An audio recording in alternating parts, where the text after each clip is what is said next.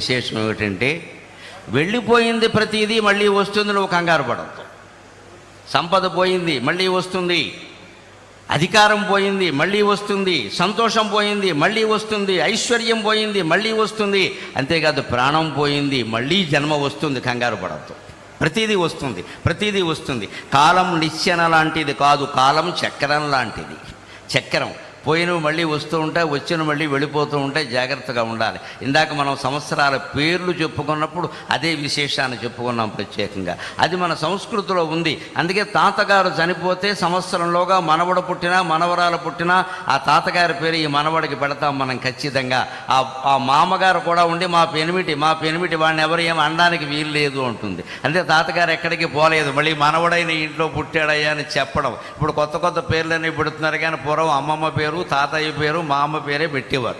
వాళ్ళని కూడా వీళ్ళ ఆశయాలకు అనుగుణంగా దానికి తగ్గట్టుగా పెంచేవారు. అది మన సంస్కృతి. అందుకే శిశిర ఋతువులో రాలిపోయిన ఆకులన్నీ వసంత ఋతువులో మళ్ళీ వస్తున్నాయి. పోయిన చైత్రమాసం మళ్ళీ వచ్చింది, పోయిన శుక్లపక్షం మళ్ళీ వచ్చింది, పోయిన పున్నమి మళ్ళీ వచ్చింది, పోయిన తిథులన్నీ మళ్ళీ వస్తున్నాయి, పోయిన నక్షత్రాలన్నీ మళ్ళీ వస్తున్నాయి. నీకు పోయింది అనుకుంటున్న సంతోషం కూడా మళ్ళీ వస్తుంది ఖచ్చితంగా. ఈ ఆశావాదమే ఉగాది, ఆశావాదమే ఉగాది. రాలిన ఆకు మేల్బసిడి రాగముగా చిగురించు, ఎండుదై వ్రాలిన మ్రోడు జీవర శరమ్య శిరస్సున పైకి లేచు. ఎండుదై వ్రాలిన మ్రోడు జీవర శరమ్య శిరస్సున పైకి లేచు.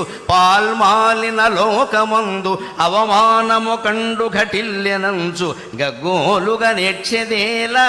పాల్మాలిన లోకమందు అవమానము కండు ఘటిల్లెనంచు, గగ్గోలుగా నేర్చెదేల.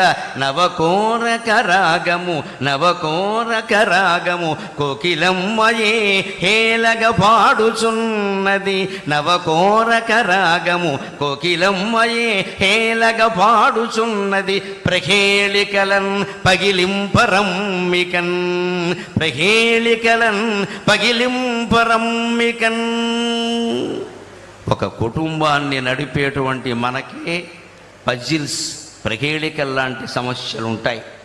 ఒక రాష్ట్రాన్ని నడుపుతున్న వ్యక్తికి ఎన్నుంటాయో నాకు తెలుసు, నాకేమీ తెలియని విషయం కాదు. ప్రహేళికలు అన్నీ పజిల్స్, ఆర్థికమైనవి, మానసికమైనవి, శారీరకమైనవి, పార్టీ పరంగా ఉండేవి, ప్రభుత్వ పరంగా ఉండేవి, ప్రజల పరంగా ఉండేవి, అనేక రకాలు ఉంటాయి. వాటిని ఛేదించడానికి ఉపాయం ఏమిటంటే రాలిన ఆకు మేల్పసిడి రాగముగా చిగురించు. చెట్టు కింద రాలిపోయిన ఆకు రాలిపోయిన 15 రోజులకు చూడు మళ్ళీ పైన చిగురాకు రూపంలో కనిపించింది ఖచ్చితంగా. అలాగే అన్నింటికీ ఆశాదీపం ఉంటుంది, ఖచ్చితంగా వెలుగుతూ ఉంటుంది. మనం దాన్ని అందుకోగలగాలి. ఎండుదై వ్రాలిన మ్రోడు జీవరసరమ్య శిరస్సున పైకి లేచు.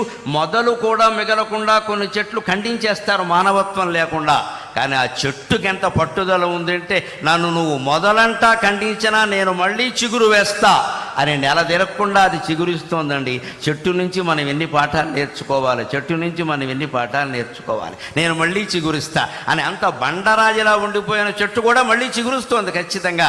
అలాగే పాల్మాలిన లోకమందు అవమానము కండు ఘటిల్లెనంచు, గగ్గోలుగా నేర్చెదేలా. నన్నెవరో అవమానించారు, నా గురించి ఏదో అనుకుంటున్నారు. ఇవన్నీ మనం ఆలోచించాల్సిన విషయం కాదు. విశ్వావసునామ సంవత్సరం మనకి ఇస్తూ ఉన్నటువంటి ఖచ్చితమైనటువంటి ప్రబోధం అదే. ఏది నువ్వు ఆలోచించుకో, నువ్వెవరో నీకు తెలుసు. నువ్వెవరో నీకు తెలిసినప్పుడు నిన్ను గురించి ఎవడో అనుకోవడాన్ని గురించి నువ్వు ఆలోచించాల్సిన అవసరమే లేదు. మనం ఉచ్చైశ్రవంలా బతుకుతూ ఉన్నప్పుడు ఎవడో మనం మీరు గుర్రం కాదండి గాడిద అంటే వాడి కోసం మనం ఇప్పుడు గుర్రమో గాడిదో నిరూపించుకోవాల్సిన అవసరమే లేదు. మనం ఏమిటో మనకు తెలుసు. ఆత్మవిశ్వాసం చాలా ముఖ్యం. ఆ విశ్వాసంతో నువ్వు ముందుకు దూసిగడితే ప్రహేళికలన్ పగిలింపరమ్మికన్, అన్ని రకాల పజిల్స్, ప్రహేళికలన్నింటినీ ఛేదించుకొని మనం ముందుకు వెళ్ళగలం ఖచ్చితంగా. అటువంటి ధైర్యం రాష్ట్ర ప్రభుత్వాధినేతకి ఇప్పటికీ ఉంది. మనందరికీ కూడా అటువంటి ధైర్యం మనకు కలగాలి. ఆయన ధైర్యమే ఆయనకి శ్రీరామ రక్ష, ఆయన ధైర్యమే మనకి శ్రీరామ రక్ష. అందుకని వచ్చే సంవత్సరం విశ్వావసునామ సంవత్సరం ఆంధ్రప్రదేశ్ ప్రభుత్వానికి బాగా అవసరం కాబట్టి నిజంగానే విశ్వావసు అంటే అన్ని రకాల బంగారము లోహాలు అన్నీ ఆంధ్రప్రదేశ్లోనే లభ్యమై భగవంతుడి దయ వల్ల అన్ని రుణాలు తీరిపోయి వారు ఆశించినట్టే స్వర్ణాంధ్రప్రదేశ్గా రూపొందుతుంది అని స్వర్ణ భారత్ ట్రస్ట్ సాక్షిగా మనం భగవంతుని ప్రార్థన చేద్దాం.